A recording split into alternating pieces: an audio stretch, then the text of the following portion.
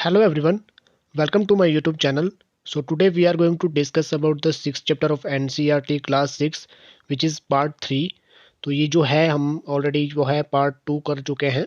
तो इसके अलावा हम आज जो है वो पार्ट 3 करने जा रहे हैं जिसमें कि हमने काफ़ी सारी चीज़ें जो वो डिस्कस करी गौतम बुद्धा के बारे में, the story of Gautam Buddha. और इसके अलावा कि वो कहाँ पे रहते थे और किस तरह से उनको जो निर्वाण की प्राप्ति हुई, और जो पहला उपदेश था वो कहाँ दिया गया, जो कि था सारनाथ में। और ये जो सारनाथ का क्या था, स्तूप था, ठीक है। वहाँ पे जो है वो गौतम बुद्ध ने क्या दिया था, पहली बार उपदेश दिया था। और इसके अलावा हमने पढ़ा जैनिज़्म के बारे में, ठीक है। जो वर्धमान महावीर थे उनका जन्म कहाँ हुआ था, और किस तरह से जो है वो वर्धमान महावीर ने जो है वो संघ और गण की स्थापना की थी, ठीक है। तो इसके अलावा हमने काफ़ी सारा जो है वो संघ के बारे में भी डिस्कस किया। और now today we are going to discuss about the monasteries, जिनको कि मठ कहते हैं, ठीक है। To begin with both Jaina and Buddhist monks went from place to place throughout the year teaching people. अब जो जैन थे, जो जैनिज़्म थे, जो बुद्धिस्ट थे, उनके जो मंक्स थे, जो भिक्षु थे या जो भिक्षुणियाँ थी, वो क्या करते थे, एक जगह से दूसरी जगह जाके क्या करते थे, उपदेश देते थे। जो बुद्धिस्ट के द्वारा और जैनिज़्म के द्वारा जो वो उपदेश दिए जाते थे, उनका ही प्रचार प्रसार करते थे वो, ठीक है, लोगों को सिखाते थे, ठीक है। The only time they stayed in one place was during the rainy season, when it was when it was very difficult to travel. Then their supporters built temporary shelters for them in gardens, or they lived in natural caves and hilly areas, ठीक है। तो ये कह रहा है कि जब भी वो प्रचार करते समय उनको जो वर्षा लग जाती थी या फिर कोई रेनी सीजन होता था, तो उस समय क्या होता था, उनके लिए जो वो ट्रैवल करना बहुत ही ज़्यादा मुश्किल होता था, ठीक है। तो उनके सपोर्टर जो होते थे वो क्या करते थे, उनके लिए जो है वो टेम्परेरी शेल्टर्स जो है वो बना देते थे, ठीक है। और गार्डन्स, कहीं गार्डन में जाके या फिर गुफाओं में जाके जो है वो क्या करते थे, टेम्परेरी शेल्टर्स बनाते थे, गुफाएं बनाते थे रहने के लिए, ठीक है। As time went on, many supporters of the monks and nuns and they themselves felt the need for more permanent shelters, and so monasteries were built, ठीक है। तो उनके जो सपोर्टर्स थे टाइम के अकॉर्डिंग, उनके जो मंक्स थे, जो नन्स थे, जो भिक्षु थे, भिक्षुणियाँ थी, ठीक है, उनको जो है वो बाद में जो है वो परमानेंट रहने के लिए शेल्टर की क्या पड़ी, नीड पड़ी, ज़रूरत पड़ी, ठीक है। तो उन्होंने क्या किया, मोनेस्ट्रीज बनाने शुरू कर दी। These were known as vihara, ठीक है। तो उनको क्या कहते थे, विहार कहते थे उनको। The earliest vihara were made of wood and then of brick. Some were even in caves and were dug out in the hills, especially in western India. अब ये कह रहा है कि जो विहार होते थे, जो विहार बनाए जाते थे रहने के लिए, मठों की स्थापना की जाती थी, उसमें जो है वो सबसे पहले तो जो विहार होते थे वो होते थे लकड़ी के बनाए जाते थे। देन उसके बाद क्या हुआ, उसमें ईंटों का भी प्रयोग किया जाने लगा, ठीक है। और कुछ जो विहार होते थे वो गुफाओं में ही बनाए जाते थे, जिसमें कि गुफाओं को खोद कर बनाया जाता था उनके। और ये जो गुफाएं थी, ये जो हिली हिल्स थी, ये कहाँ थी, स्पेशली कहाँ थी, ये वेस्टर्न इंडिया में, कहाँ थी, वेस्टर्न इंडिया में, ठीक है। A Buddhist text tells us, just as the waters of rivers lost their names and uh, sparkness when they flow into the mighty ocean, so are Varna and ranks and family forgotten when the followers of Buddha join the order of monk, ठीक है। तो ये Buddhist जो text है, ये हमें क्या बताता है कि जिस तरह से जो नदियाँ होती हैं वो अपने नेम को क्या कर देती है, लॉस्ट कर देती है, या फिर अपनी जो अस्तित्व है उसको खो देती है, और एक बहुत बड़े सागर में, बहुत बड़े ओशियन में जो है वो मिल जाती है, सेपरेट होके, ठीक है। उसी तरह से जो वर्ना में जो रैंक्स होते हैं फैमिली को क्या करते हैं, भूल कर क्या करते हैं, बुद्ध धर्म को ज्वाइन करते हैं, और वहाँ पे जो मंक्स होते हैं उनके ऑर्डर को मानते हैं, उनके उपदेश को मानते हैं, ठीक है। Very often the land on which the vihara was built was donated by a rich merchant और लैंड ओनर, ठीक है। अब जो विहार है, जो विहार बनाए जाते थे उसके लिए जो है काफ़ी सारी भूमि जो है वो जो बड़े जो अमीर व्यापारी होते थे उनके द्वारा क्या किया जाता था, जो है वो ज़मीन दी जाती थी, जो लैंड ओनर होते थे, ठीक है?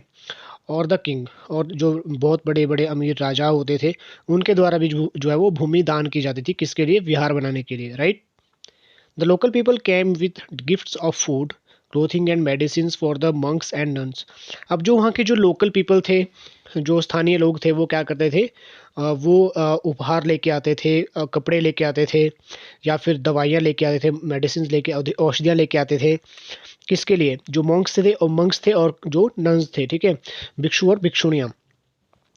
इन return they taught the people, और रिटर्न में वो क्या करते थे? लोगों को जो है वो उपदेश देते थे, जो बुद्धिस्ट थे, सॉरी, जो बुद्ध के द्वारा दिए गए उपदेश थे, या फिर जो जैन जैन के द्वारा दिए गए उपदेश थे, वो उनको सिखाया जाता था, ठीक है? Over the countries Buddhism separate spread to many parts of the subcontinent and beyond. You will learn more about this in chapter 9, ठीक है? तो मैंने बहुत सारे ऐसे भाग थे इस उपमहाद्वीप के जहाँ पे कि जो है वो बौद्ध धर्म का प्रचार प्रसार किया गया और जैन धर्म का प्रचार प्रसार किया गया, राइट? सो नेक्स्ट है हमारे पास द सिस्टम ऑफ आश्रमास। अब ये जो है आश्रम प्रणाली किस तरह से थी, तो इसके बारे में हम यहाँ पे डिस्कस करेंगे। Around the time when Jainism and Buddhism were becoming popular, Brahmins developed the system of ashramas. Here, here the word ashrama does not mean a place where people live and meditate. तो ठीक है, तो जो Jainism थे, Buddhism थे, ठीक है, जब वो बहुत ज़्यादा पॉपुलर हो गए, ठीक है, तो उन्होंने क्या किया? ब्राह्मण डेवलप्ड द सिस्टम ऑफ आश्रमा, ठीक है? जो वहाँ पे जो ब्राह्मण थे उन्होंने क्या किया? आश्रमों का निर्माण करना शुरू कर दिया, ठीक है? यहाँ पे जो है वो आश्रम का मतलब ये नहीं है कि जो लोग होते थे वो वहाँ पे रहते थे या फिर ध्यान मग्न होते थे, मेडिटेशन करते थे। It is used instead of a stage of life, ठीक है? तो आश्रम को जो है वो एक स्टेज ऑफ लाइफ के अकॉर्डिंग जो है उसको यूज़ किया जाता था। 4 आश्रमास वर रीऑर्गेनाइज्ड: ब्रह्मचर्या, गृहस्था, वानप्रस्था एंड समयस्था, ठीक है? तो 4 तरह के जो है वो आश्रम थे कि कौन-कौन से थे? ब्रह्मचर्या, गृहस्था, वानप्रस्था एंड समस्या, ठीक है? तो जो Brahmin, Kshatriya and Vaishya men were expected to lead simple lives and study the Vedas during the early year of their life, ठीक है? अब जो ब्राह्मण, क्षत्रिय, वैश्य और शूद्र होते थे उनसे ये एक्सपेक्ट किया जाता था कि वो जो है बहुत ही साधारण जीवन व्यतीत करें और वो क्या करें? वेदों को पढ़ें, ठीक है? तो उनकी जो अर्ली लाइफ थी ब्रह्मचर्य का पालन करने के लिए उन्हें क्या एक्सपेक्ट किया जाता था कि वो वेद पढ़े और ब्रह्मचर्य का पालन करें और बहुत ही साधारण जीवन व्यतीत करें, right?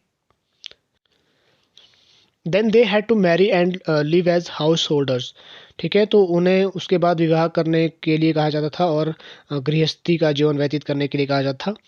Then they had to live in forest and meditate.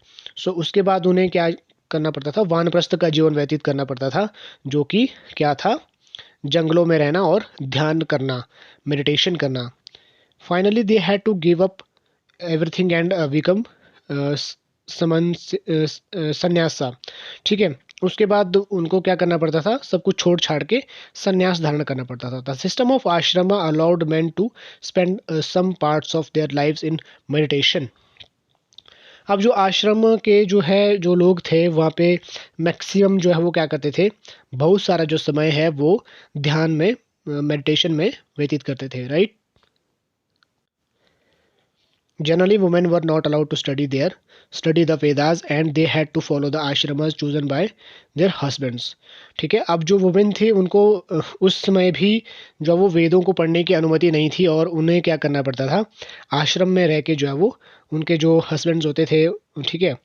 उनका आदेश मानना पड़ता था, ठीक है? उनके आदेश के अकॉर्डिंग ही उनको फॉलो करना पड़ता था, ठीक है? तो ये थे कुछ ये था थर्ड पार्ट। आई होप ये वीडियो पसंद आई होगी आपको और ये सीरीज़ जो है वो आज थोड़ी सी लेट वीडियो आई है, लेकिन निश्चिंत रहिएगा आने वाले टाइम में पीरियड में जो है वो वीडियोस जो है वो आती रहेंगी और जो सीटेट का एग्ज़ाम है उसके लिए बेस्ट कंसेप्ट आपके लिए ये रहेगा। और अगर आप सीटेट की तैयारी कर रहे हैं तो डेफिनेटली आपका जो सीटेट है वो रुकेगा नहीं, डेफिनेटली आप क्लियर कर पाओगे। तो सोशल साइंस जो है वो 60 मार्क्स का है, तो सोशल साइंस अगर आप कर रहे हो तो एनसीईआरटी को फोकस करना है, राइट। तो यहाँ पे कुछ इंपॉर्टेंट डेट्स है, ये आप पढ़ लेते हैं। उपनिष उपनि उपनिषदिक थिंकर्स, द जैना teachers Mahavira and the Buddha about 2500 years ago. ठीक है, जो औपनिवेशिक थे, ठीक है, उपदेश देने वाले थिंक थे, उनका जो है वो कब आरंभ हुआ, शुरुआत हुई 2500 ईयर्स एगो। ठीक है। राइटिंग डाउन ऑफ द जैना टेक्स्ट, अब जो जैन के जो टेक्स्ट थे वो कब लिखे गए थे, 1500 साल पहले। ठीक है। तो यही था आज का जो थर्ड पार्ट। अब हम जो वो नेक्स्ट करेंगे 7th चैप्टर, जो कि वीडियो जो वो नेक्स्ट डे आएगी। और इसके बाद जो है वो जैसे ही हिस्ट्री कंप्लीट हो जाती है तो हम इसके लिए जो क्या करेंगे, क्वेश्चन आंसर जो है वो ट्राई करेंगे। ठीक है, क्वेश्चन आंसर जो है वो प्रीवियस ईयर के क्वेश्चन आंसर जो है वो डिस्कस करेंगे। ठीक है। So that's all for the day. Thanks for watching. Good bye.